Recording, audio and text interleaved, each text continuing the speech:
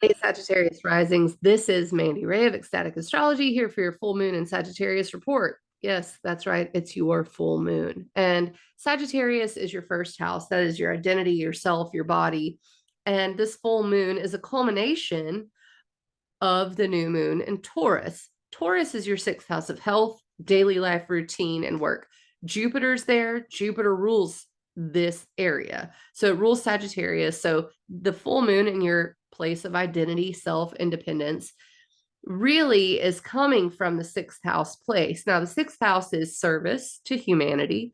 And maybe something that you're dealing with in the full moon is I want to be viewed as a servant. I want people to see me as someone who wins for people.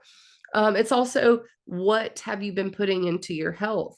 Is that coming up, and are you reaping benefits from it? You could be. It's a great full moon. The thing is, Venus moves into Leo very soon, Monday to be exact. And Venus will square Jupiter from your ninth to your sixth house. The ninth house is belief and truth. And these two things are feeding each other. So you're likely almost like Joan of Arcing it right now. Okay. Like, I am going to be, especially all of this summer. But Venus will retrograde in your ninth house, which is belief, truth, philosophy, travel, and there's a reevaluation there, and it will square Jupiter again. So these are adjustments that you're making all summer, especially with Mars there in your ninth house of belief, truth, higher education, adventure, travel, square to Uranus in your sixth house of health, daily life, work, and routine. Changes are coming. Okay.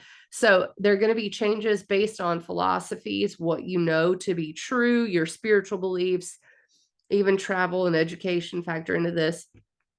Their intention sometimes with the sixth house daily life routine and work and health, and how are they adjusting around each other.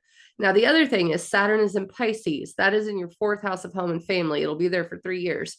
But the sun on May 27th squared Saturn, and there could have been obstacles. And the sun was in Gemini, which is in your seventh house of relationships. So relationships and home and family may be a little bit of a contentious kind of tension.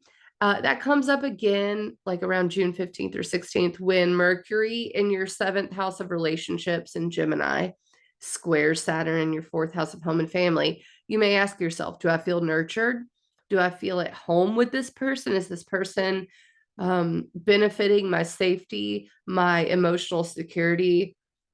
Is this working? That may be what you ask yourself. Luckily, it's very brief. But anytime anything goes through the mutable signs, Gemini, Pisces, Sagittarius, and Virgo, it's going to either square, oppose, or conjoin Saturn. So you may look for that for the next few years, just in case, especially since you're a Sagittarius rising. Saturn will be squaring your first house. So it's a thing, right? But I wish you the best. And the new moon is in Gemini in your seventh house of relationships. So you may be forging new paths there. And Venus has a certain flair of relationships as well. It's not just money. While you're spending all your money doing this truth thing, Jupiter in the sixth house is like, oh, yeah, you got to start working for your money too, right? But it's also relationships. So Venus square Jupiter with the relationship thing could be a situation. And then when we talk about the new moon in Gemini coming June 18th, that's your seventh house of relationships. So you can see how relationships may factor into the next month or two at the very least, probably through the summer.